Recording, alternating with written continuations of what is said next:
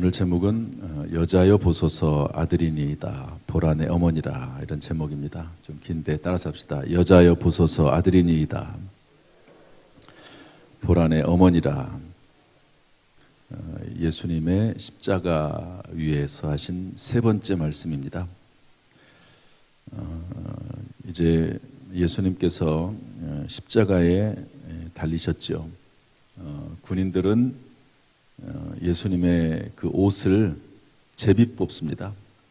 원래는 각각 찢어서 나눠갈 수 있는데 이상하게 제비 뽑자고 합니다. 성경은 뭐라고 해석하냐면 그들이 내 옷을 나누고 내 옷을 제비 뽑나이다. 시편 22편 18절 말씀에 예언의 말씀을 응하게 하시려고 그렇게 됐다 말씀하고 있습니다. 그래서 이 구약 성경과 신약 성경에는 수천 년의 차이가 있습니다. 그럼에도 불구하고 구약 성경에 나와 있는 수많은 예언의 말씀들이 신약에 와서 특별히 예수님에게 이루어지는 것을 볼 수가 있습니다. 어쨌든 예수님은 이제 십자가 위에서 고통당하고 계신데 또 군인들은 밑에서 서로 그렇게 예수님의 고통은 전혀 아랑곳하지 않고 그런 일들을 합니다. 그런데 25절 보니까 예수님의 십자가 곁에는 여자들이 있었습니다. 마리아라고 하는 이름이 3명이나 나옵니다. 이 당시에는 마리아라고 하는 이름이 흔한 이름이었던 것 같아요. 철수, 영희 이런 이름처럼. 그런데 요즘은 철수, 영희 이런 이름도 흔하지는 않습니다. 다들 아주 예쁜 이름을 잘 쳐서. 그런데 이제 마리아, 어머니 마리아와 또 다른 마리아, 또 여자들이 있는데 예수님의 제자 요한도 옆에 있었습니다. 요한도. 한번 그런 상황을 한번 상상을 한번 해보시죠. 예수님은 십자가에 지금 매달려 계시고 군인들은 옷을 나누기 위해서 제비 뽑고 있고, 그런데 그 어머니는 밑에서 울고 계시고 그 옆에는 제자가 있고 그런 상황입니다. 얼마나 예수님께서 힘들고 어렵고 고통스러우셨겠습니까? 이제 점점 십자가의 고통이 더해가는 그런 시간입니다. 그때 예수님께서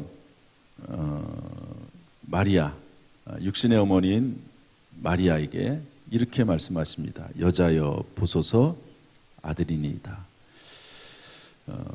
여자라고 하는 말은 그 당시에 우리가 생각하는 것하고 다르게 존중하는 그런 의미의 말입니다. 여자여 보소서 아들이니이다. 그리고 그 제자에게 말하기를 보라 내 어머니라 이렇게 말씀하시죠.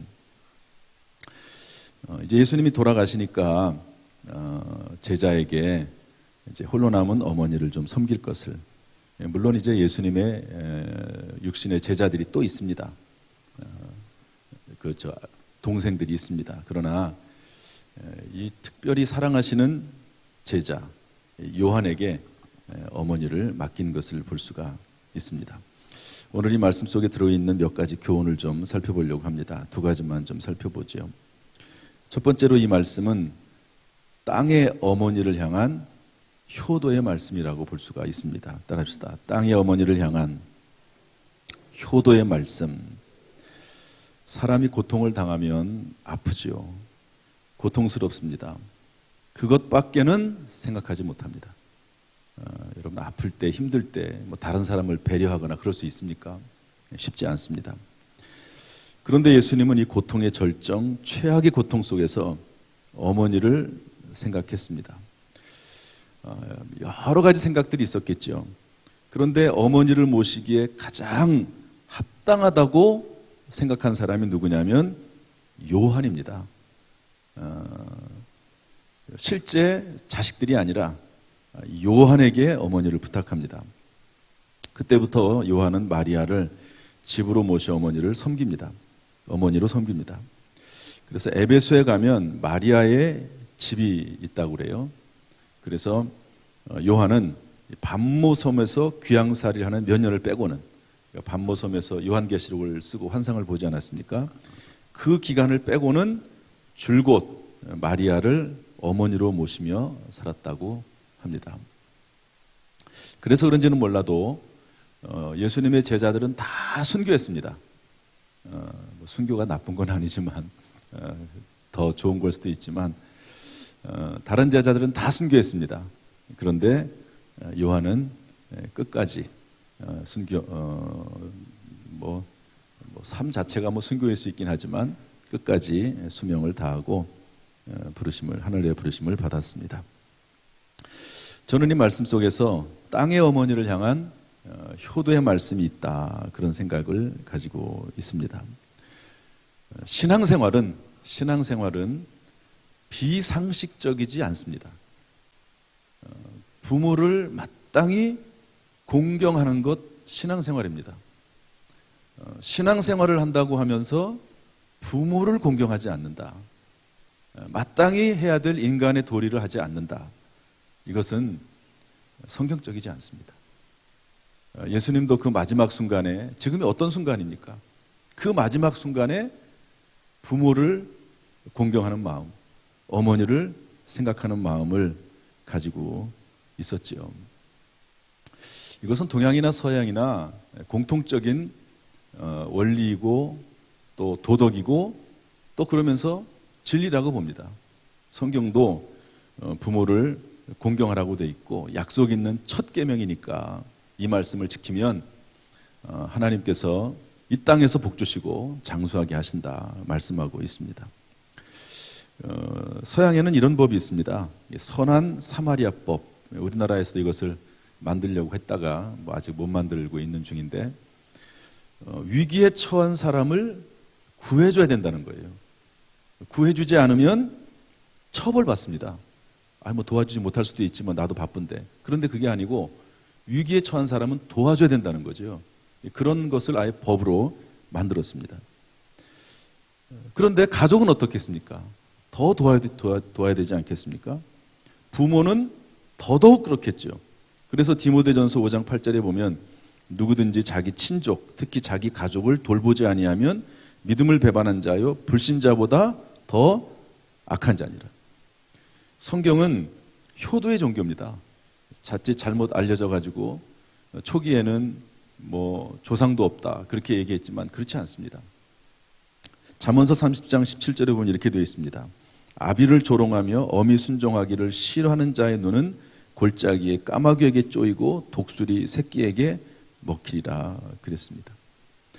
예수님도 고르반 비유를 가르쳐 주면서 하나님께, 부모님께 마땅히 드려야 되는 건데 이것을 부모님께 드리지 않고 하나님에게 드렸습니다. 그러면서 하나님께 드림이 되었다, 고르반이라고 하거든요. 하나님께 드리면 됐다, 드림이 되었다. 그러니까 부모님께 드릴 것을 부모님께 드리지 않고 하나님께 드려놓고 나는 이제 됐다, 마땅히 드릴 것을 드렸다, 이렇게 말을 하는 것에 대해서 예수님께서는 아니라고 말씀하시죠. 부모님께 드릴 것은 부모님에게 드리고 하나님에게 드릴 것은 또 하나님에게 드리고, 이것이 성경적입니다. 그래서 저는 예수님께서 이 십자가의 그 극심한 고통 가운데서 여자여 보소서 아들이니이다 보라 내 어머니라 이러면서 땅의 어머니를 향한 효도의 말씀을 했다고 하는 것은 참 우리에게 주고 있는 교훈이 크다고 생각을 합니다. 그래서 이번 고난주간에 동참하는 게 뭡니까? 가족들을 돌아보고 부모님들을 돌아보고 형제들을 섬기고 사랑하는 것, 이런 마음을 갖는 것도 고난주간에 주님의 고난에 동참하는 아주 중요한 일이라고 여겨집니다. 이러한 선한 마음이 우리 가운데 충만할 수 있기를 주님의 이름으로 축복합니다. 마지막 두 번째로 이 말씀 속에서 무엇을 교훈받을 수 있는가? 아까 말씀드린 대로 주님은 마지막 순간에 육신의 어머니의 안위가 염려되셔서 그것을 사랑하는 제자에게 맡겼습니다. 그런데 이것은 단순히 어떤 그런 부모 자식 간의 그런 관계, 효도의 문제를 뛰어넘는 한 가지가 더 있습니다. 그것은 뭐냐면, 잘 보십시오. 요한은 마리아의 아들이 아닙니다. 그런데 그날부터 아들이 됩니다. 마리아는 요한의 어머니가 아닙니다. 그런데 그날부터 마리아는 요한의 어머니가 됩니다. 새로운 가족 공동체가 만들어진 거죠. 저는 이것을 교회의 탄생이라고 봅니다. 물론 교회 탄생은 예수님 이제 십자가 지시고 부활하신 다음에 성령 받고 마가의 다락방에서 120명의 성도들이 기도하는 가운데 성령이 임했을 때 교회가 탄생을 했다고 보통 이야기를 합니다. 그러나 저는 그 교회의 원조격은 저는 여기에 있다고 봐요. 왜냐하면 교회는 예수 그리스도를 머리로 하는, 예수 그리스도를 믿는, 예수님의 피를 이어받은 성도들의 모임, 가족 모임이거든요. 사실 가족 공동체입니다. 운명 공동체고 생명 공동체입니다. 그런데 여기에서 이미 십자가 아래서 예수님의 살과 피를 나눈 새로운 가족이 창조가 됐고요. 다시 말해서 십자가 아래서 교회가 탄생한 겁니다. 따라서 합시다. 십자가 아래서 가족이 탄생하고 십자가 아래서 교회가 탄생했다. 여러분, 그래서 에베소서 2장 19절에 보면 뭐라고 되어 있냐면요, 그러므로 이제부터 너희는 외인도 아니요 나그네도 아니요 오직 성도들과 동일한 시민이요 하나님의 권속이라. 권속이라고 하는 말은 이제 NIV 성경에는 하나님의 이제 가족 이런 의미거든요. 하우스홀드라고 하는 단어를 쓰는데 어쨌든 패밀리라고 하는 단어를 쓰기도 합니다. 가족이란. 다시 말해서 이제부터 너희는 가족이다 이런 말입니다. 따라합시다. 이제부터 우리는 예수님의 십자가 아래서 가족이다. 그런 의미입니다. 참 놀라운 일이죠. 그래서 마가복음 14장 22절부터 24절에도 보면 예수님께서 성찬 예식을 행하시면서 또 고린도전서 10장 16절 17절과 연결지어서 우리가 한 몸이다. 이는 우리가 다 한 떡에 참여합니다. 이렇게 말씀하고 있습니다. 여러분, 예수님의 피와 살을 먹고 마심으로 우리가 주 안에서 한 가족이 됐다는 사실을 믿고 서로 살아나가는, 서로 섬기는 복된 교회, 또 우리 교회가 될 수 있기를 주님의 이름으로 축복합니다. 말씀을 정리하겠습니다. 측은지심이라고 하는 말이 있습니다. 측은지심. 측은히 여기는 마음이죠. 사람들을 볼 때 참 안 됐다, 참 불쌍하다, 뭐 불쌍하다까지는 좀 아니더라도 측은히 여기는 그런 마음이 있죠. 여러분, 서로를 바라보면서 그런 마음이 있습니까? 저는 우리 새벽기도 나오는 성도들을 볼 때 측은히 여기는 마음이 가끔 있어요. 어쩌다가 예수를 믿어가지고 이런 새벽 아침에 이 고생을 하고 있나. 고생이 아니라고 생각하는 분도 있겠지만 뭐 저도 그렇게 생각을 하지만 축복이고 사명이고 정말 복된 일이죠. 그러나 한편으로는 그 새벽 일찍 일어나서 이 새벽기도 나오고 코로나19 중에도 어떤 방식이 됐든지 간에 봉사하려고 하고 또 전도하려고 하고 이런 모습을 보면 참 훌륭하다, 감사하다, 대견하다 이런 마음도 들지만 또 한편으로는 참 측은하기도 하고 그런 마음이 있습니다. 어떻겠습니까? 우리가 사는 이 세상은 그렇게 사는 거죠. 이 세상은 완전하지 않습니다. 사명 감당하기 위해서 때때로 고통도 있고 고난도 있고 또 그러면서 살다가 주님 부르시면 영원한 나라, 그 나라에 들어가게 되는 것이죠. 저는 예수님께서 십자가 위에 계시고 또 마리아는 밑에 있고 그러면서 이 두 사람의 모습을 생각하면서 서로를 바라보면서 얼마나 측은했을까. 어머니 마리아는 십자가에 달려 죽으시는, 아직까지 그 예수님께서 다시 부활하실 거라는 생각조차 못하니까 얼마나 측은했을까. 이제 나이 33살 정도밖에 안 됐습니다. 그 아들이 지금 십자가에 달려 죽는 거거든요. 예수님도 마찬가지죠. 사람들이 이해를 못해요. 그리고 얼마 있으면 부활할 거라는 사실을 모릅니다. 그러나 그 부활의 과정 가운데 십자가를 지는 그 고통은 이루 말할 수가 없습니다. 본인을 생각해서도 측은하기도 하지만 또 이 땅에 혼자 남아있는 마리아, 또 제자들, 목숨 걸고 복음을 전해야 될 제자들을 볼 때 얼마나 예수님이 또 염려가 되고 측은한 마음이 들었겠습니까?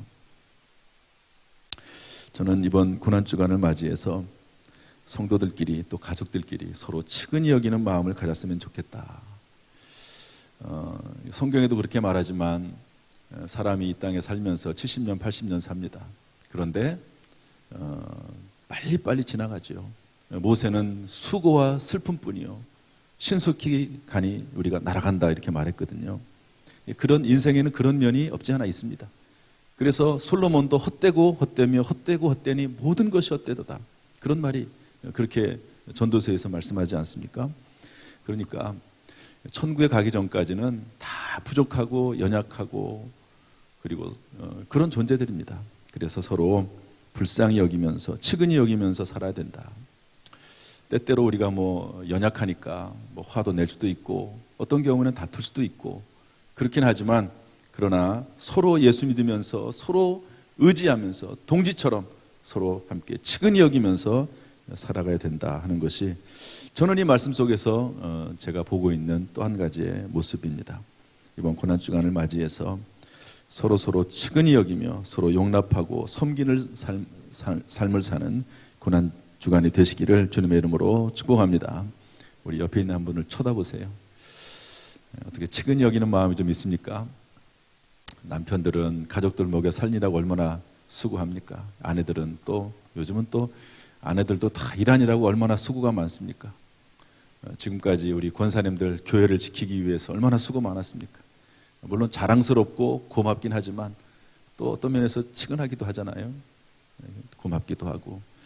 그래서 한번 그런 마음을 가지고 우리 옆에 있는 분들에게 참 고맙습니다 한번 이야기 한번 해주세요.